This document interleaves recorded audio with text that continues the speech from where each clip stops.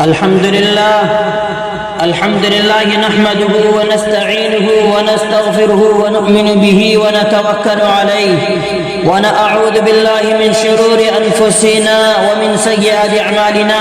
من يهده الله فلا مضل له ومن يضلله فلا هادي له، ونشهد أن لا إله إلا الله وحده لا شريك له، ونشهد أن محمدًا عبده ورسوله. أعوذ بالله من الشيطان الرجيم. إن الله وملائكته يصلون على النبي يا أيها الذين آمنوا صلوا عليه وسلموا تسليما. اللهم صل على محمد وعلى آل محمد بعدد من صلى وصام، وصل على محمد وعلى آل محمد بعدد من قعد وقام، وصلى الله عليه وعلى جميع الأنبياء والمرسلين والملائكة المقربين والخلفاء الراشدين، خصوصا على خير البشر بعد الأنبياء بالتحقيق أمير المؤمنين أبي بكر الصديق رضي الله تعالى عنه، وعلى مزين المنبر والمحراب أمير المؤمنين عمر بن الخطاب رضي الله تعالى عنه، وعلى كامل الحياء والإيمان أمير المؤمنين عثمان بن عفان رضي الله تعالى عنه، وعلى مظهر الأجائب والغرائب أمير المؤمنين علي بن أبي طالب كرم الله وجهه، وعلى الإمامين الهمامين السعيدين الشهيدين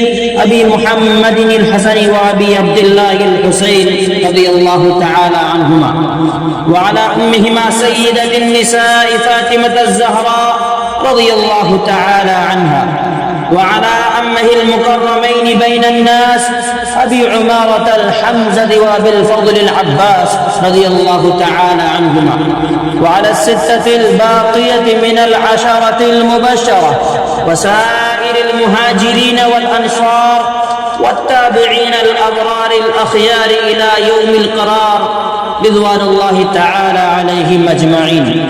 اللهم اغفر لي ولوالدي ولجميع المؤمنين والمؤمنات والمسلمين والمسلمات إنك سميع مجيب الدعوات. اللهم أيد المسلمين بالإمام العادل والخير والطاعات واتباع سنن سيد الموجودات.